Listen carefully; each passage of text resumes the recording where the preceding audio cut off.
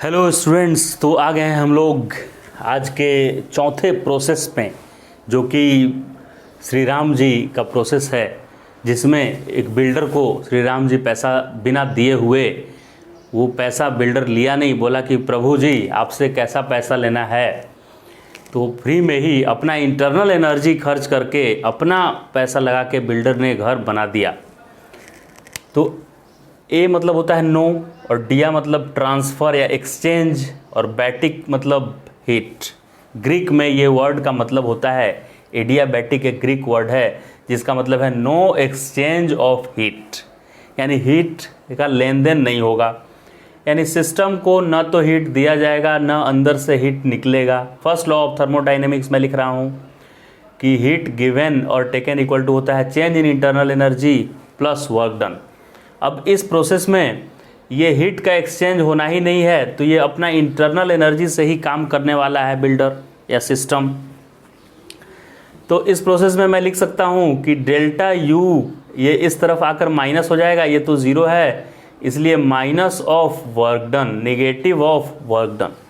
ये पॉजिटिव जैसा हो जाएगा भाई, निगेटिव लगा के यहाँ से ऐसे लगाना है, ठीक है, निगेटिव ऑफ वर्क डन। तो एडियाबैटिक कैसा प्रोसेस को बोलेंगे? जो झटका process, sudden and quick process, जो सडन चेंज होगा फास्ट एकदम, उस प्रोसेस को क्या बोलेंगे? एडियाबैटिक। जैसे एग्जांपल मैं देता हूँ, एग्जांपल के लिए ये एक पिस्टन कंसीडर कीजिए कि इधर से क्लोज है और ये मूवेबल पिस्टन है। कैसा पिस्टन है? ये मूवेबल। तो अगर ये पिस्टन पहले से यहाँ पे पिस्टन होगा, ऊपर खींच दिया गया है ऐसे, और इस कंटेनर के अंदर गैस है, कुछ कंटेनर के अंदर कुछ गैसियस मॉलिक्यूल्स हैं, और ये वॉल जो है ना, इसका साइड वॉल, ये कंटेनर का ये साइड वॉल जो है, उससे हीट बाहर और अंदर नहीं आ जा सकता है। ये इंसुलेटिंग है, हीट का इंसुलेटर है ये, इसका वॉल, साइड वॉल। अब इस पिस्टन को, ये तो इंसुलेटर है, मतलब हीट लेन देन होगा नहीं। अब इसको मैं सडन ऐसे बंद कर दूंगा, सडन एकदम झटका से, तो इसको हीट एक्सचेंज करने का मौका मिलेगा नहीं। वैसे भी ये इंसुलेटिंग वॉल है, तो सडन चेंज जो होगा प्रोसेस, पिस्टन को सडन खींचना या सडन ऊपर ऐसे खींच देना, इस प्रोसेस से कैसा सॉल्व करेंगे न्यूमेरिकल? ऐसा प्रोसेस होगा तो एडियाबैटिक, मतलब हीट का एक्सचेंज नहीं होगा, यानी अंदर जो गैस है उसी का इंटरनल एनर्जी बढ़ेगा या कम होगा। आप बताइए कि पहले वॉल्यूम ज़्यादा था और इसको एक झटके से कम किए, पिस्टन को छोटा कर दिए, तो वॉल्यूम कम हो गया, तो इंटरनल एनर्जी बढ़ा कि कम हुआ? गेस कीजिए आप। मॉलिक्यूल पहले फैले हुए थे, उनको कम जगह मिला, तो अब मॉलिक्यूल में ज़्यादा काइनेटिक एनर्जी आ जाएगा, मॉलिक्यूल में काइनेटिक एनर्जी बढ़ जाएगा, यानी टेम्परेचर उसका बढ़ जाएगा, ज़्यादा हो जाएगा टेम्परेचर। टेम्परेचर ज़्यादा होगा तो ये क्या हो गया? पॉजिटिव क्वांटिटी देगा, मुझे पॉजिटिव क्वांटिटी देगा, एग्री।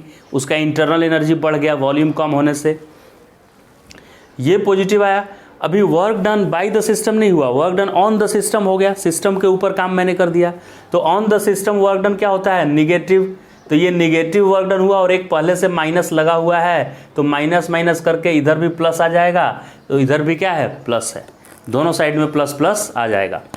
अगर इसमें सडन इसका एक्सपेंशन कर दें, ऐसे ऊपर ऐसे खींच दें, सडनली ऐसे खींच दिया ऊपर की तरफ, तो ये ज़्यादा उसको वॉल्यूम मिल गया, एयर मॉलिक्यूल को ज़्यादा वॉल्यूम मिल गया, तो रिलैक्स रहेगा, स्लो स्लो चलेगा, उसका रैंडमनेस कम हो जाएगा मॉलिक्यूल का, यानी टेम्परेचर डाउन हो जाएगा उसका, यानी इंटरनल एनर्जी घट जाएगा।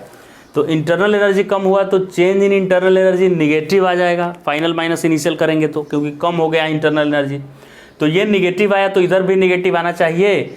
और वर्क डन चूंकि इस बार सिस्टम का हुआ है, क्योंकि गैस फैला है, गैस ऊपर मार रहा था पिस्टन को और पिस्टन भी ऊपर गया है, तो वर्क डन बाय गैस इस बार पॉजिटिव है, और एक यहाँ माइनस लगा हुआ है, इसलिए ये निगेटिव आ जाएगा।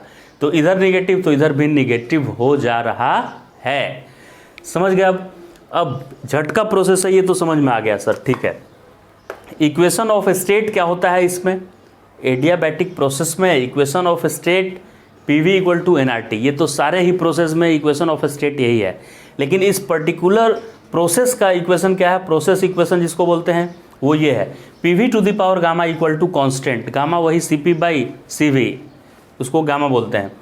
तो P V to the power gamma भी कांस्टेंट होता है, फिर T V to the power gamma minus one भी कांस्टेंट होता है, या T to the power gamma और P to the power one minus gamma equal to भी कांस्टेंट होता है।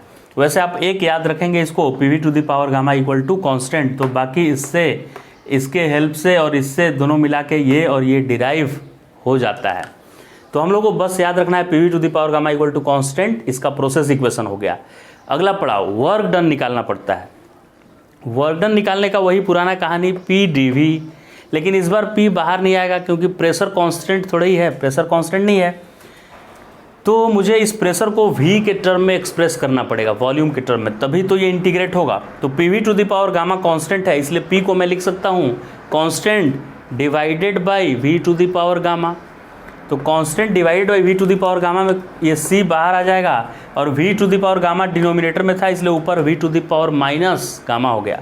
अब v का पावर माइनस गामा dv है, तो इंटीग्रेशन कैसे करते हैं, इसका पावर 1 + 1 जितना भी है उतना +1 upon gamma plus 1 X to the power n का इंटीग्रेशन होता है X to the power n + 1 divide by n + 1। भूल गए शायद इंटीग्रेशन का फॉर्मूला। कांस्टेंट बाहर आ गया, नहीं भूले हैं sir. v to the power जितना भी है उसमें एक ऐड कर दीजिए और नीचे माइनस गामा है तो माइनस गामा + 1, इंटीग्रेशन का फॉर्मूला हो गया। Lower limit v1 upper limit v2, इसमें से माइनस गामा + 1 कांस्टेंट है, बाहर आ जा, माइनस गामा + 1 बाहर आ गया। c के जगह पर जब मुझे मन करेगा p1 v1 का पावर गामा भी लिख सकते हैं, और इसी c के जगह पर p2 v2 to the power gamma भी लिख सकते हैं, राइट। तो इस c के जगह पर ये c अंदर मैं लेकर गया और एक बार जब अपर लिमिट पुट कर रहा था तो यहाँ v2 to the power minus gamma + 1 आएगा, v2 to the power minus gamma + 1, और जो c अंदर गया है ना, इस c के बदले में p2 लिख दिए क्योंकि कांस्टेंट है, यानी p1 v1 का पावर गामा लिखे या p2 v2 का पावर गामा लिखे, दोनों तो सेम आने वाला है। तो इस कांस्टेंट को जब मैं अपर लिमिट पुट किया यहाँ पे v के जगह पर, तो इस कांस्टेंट को मैं ले लिया p2 v2 to the power gamma, p v to the power gamma के जगह पर क्या लिया p2 v2 to the power gamma. ये मेन स्टेप है, यहीं पे भूलने का ज़्यादा चांस है एग्जाम में। फिर इस c का मल्टीप्लिकेशन अंदर किए तो लोअर लिमिट v1 पुट करेंगे तो यहाँ v1 to the power minus gamma + 1 होगा, v1 to the power minus gamma + 1 होगा, बिल्कुल सही जवाब। लेकिन जब c इसमें मल्टीप्लाई करेंगे इस बार, तो c के जगह पर p1 v1 to the power gamma लिखेंगे, चाहे हम p1 v1 to the power gamma लिखें या p2 v2 to the power gamma, दोनों तो c ही है। लेकिन इस बार p1 v1 to the power gamma लिखने से ये आपस में एडजस्ट होके कुछ सिंप्लीफाई हो जाएगा v1। अब ये भी v2 ये भी v2, गामा ने गामा को मार दिया, ऐड हो जाएगा पावर, तो खाली v2 आया, और यहाँ गामा से गामा कैंसिल हुआ तो खाली v1 आया, तो p2 v2 minus p1 v1 आ गया। अभी ये गामा माइनस में था और 1 प्लस में, तो इसको मैं पलटी मार दिया, इसको इधर ले आया और इसको इधर, यानी जो माइनस था उसको प्लस कर दिया, जो प्लस था उसको माइनस, तभी तो इधर भी माइनस था उसको प्लस कर दिया, प्लस को माइनस। तो ये माइनस गामा + 1 था तो हो गया गामा -1, और ये भी ये माइनस ये था तो ये प्लस बन गया और ये माइनस बन गया, तो p1 v1 minus p2 v2। Clear है। pv इक्वल टू nRT होता है सर, तो p1 v1 को लिख दीजिए nRT1 और p2 v2 को लिख दीजिए nRT2, उसमें nR कॉमन आ गया और अंदर फंस गया बेचारा t1 माइनस t2, और नीचे तो गामा -1 है ही। तो वर्क डन का फॉर्मूला हो गया nR बाई गामा -1 ब्रैकेट में T1 माइनस T2, यानी चेंज इन टेम्परेचर। समझ में आ गई बात। इधर क्या है सर, डेल्टा क्यू हीट तो कुछ एक्सचेंज हुआ ही नहीं है, लेन देन हुआ ही नहीं है, तो जो डेल्टा यू है वो माइनस डेल्टा डब्ल्यू आएगा, क्योंकि हम लोग पहले ही कर चुके हैं चर्चा कि डेल्टा क्यू होता है delta U plus delta W, तो इसमें ये क्यू है ही नहीं, तो डेल्टा यू क्या होगा, ये इधर आके माइनस हो जाएगा, तो minus delta W. Pressure volume का ग्राफ कैसा होगा सर, अब ग्राफ बता दीजिए ज़रा। ग्राफ यहाँ से स्टार्ट करते हैं, यहाँ का कुछ पर्टिकुलर यहाँ पे होगा भाई वॉल्यूम, यहाँ होगा प्रेशर। तो 3 डिफरेंट ग्राफ बनाया हुआ है, और इसको क्यों बोला गया कि ये मोनोएटॉमिक है। तो ग्राफ बनाने के लिए स्लोप पे चर्चा करेंगे हम। स्लोप कैसे मिलेगा, तो प्रोसेस इक्वेशन है भाई साहब। प्रोसेस इक्वेशन क्या है सर, ये देखिए PV to the power gamma equal to constant, यही प्रोसेस इक्वेशन है ना, PV to the power gamma constant. इसको डिफ्रेंशिएट करेंगे तो एक बार मैं P को कांस्टेंट मान के चल रहा हूँ, तो V to the power gamma का डिफरेंशिएशन होगा gamma V to the power gamma minus 1, N X का पावर n माइनस 1 होता है, तो गामा V का पावर गामा माइनस 1 हो गया। और V के लिए यहाँ dV लिख दिए, क्योंकि इसको डिफरेंशिएट किसी तीसरे फंक्शन के रेस्पेक्ट में कर रहे हैं हम लोग, टेम्परेचर के रेस्पेक्ट में मान लीजिए कर रहे हैं, तो P और V दोनों वेरिएबल है यहाँ, तो एक को कांस्टेंट माना, दूसरे को डिफरेंशिएट किया, तो चेन रूल से यहाँ dV बच जाएगा, प्लस दूसरे को V to the power gamma को कांस्टेंट माना मैंने और P का डेरिवेटिव किया तो dP बाई dt आ गया, चेंज इन टेम्परेचर के रेस्पेक्ट में करें तो वो dt उधर जाके जीरो हो जाएगा, क्योंकि कांस्टेंट का डेरिवेटिव जीरो होता है। तो यहाँ dV बचा और यहाँ dP।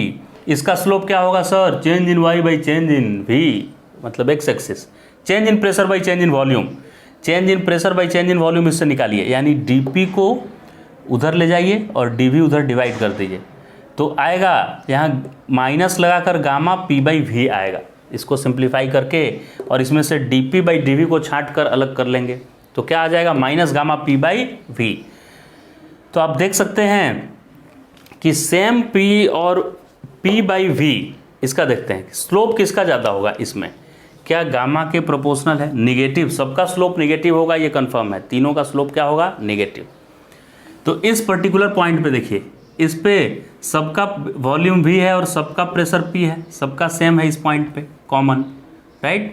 सबका वॉल्यूम V है, डॉटेड लाइन बना दीजिए, और सबका प्रेशर क्या है? P। तो अगर P और V सेम हो तो जिसका गामा ज़्यादा उसका स्लोप ज़्यादा, यानी फिसलने, मैग्नीट्यूड ऑफ स्लोप ज़्यादा, यानी फिसलने का वहाँ ज़्यादा चांस। तो तीनों में फिसल पट्टी कहाँ पे ज़्यादा है? यहाँ तो पूरा नहीं, कम फिसलेगा, यहाँ पे फिसलने का ज़्यादा चांस है। देखिए पूरा ऐसे है, पूरा उधर तो फ्लैट है, हॉरिजॉन्टल होते जा रहा है, यहाँ पूरा फिसलने का चांस है, यानी इसका सबसे ज़्यादा गामा होना चाहिए, गामा सबसे ज़्यादा होना चाहिए, क्योंकि P और V तो दोनों सबका सेम है तीनों का। तो मोनो एटॉमिक के लिए ये ग्राफ हो जाएगा, डाई एटॉमिक के लिए गामा कम होता है तो ये होगा, और पॉली एटॉमिक का सबसे कम गामा होता है तो सबसे कम स्लोप का मैग्नीट्यूड होगा। सबका स्लोप निगेटिव ही होगा, लेकिन निगेटिव में भी मैग्नीट्यूड ऑफ स्लोप यानी फिसलने का ज़्यादा कहाँ पे टेंडेंसी होगा? तो मोनो एटॉमिक में, क्योंकि उसका गामा सबसे ज़्यादा है। क्लियर हो गया? मैग्नीट्यूड स्लोप का अगर देखें तो जिसका गामा ज़्यादा उसका स्लोप का मैग्नीट्यूड ज़्यादा है। स्लोप ज़्यादा होना मतलब फिसल पट्टी ज़्यादा होना, फिसलने का ज़्यादा चांस होना वहाँ, तो जिसका गामा ज़्यादा होगा वहाँ फिसलन ज़्यादा होगा।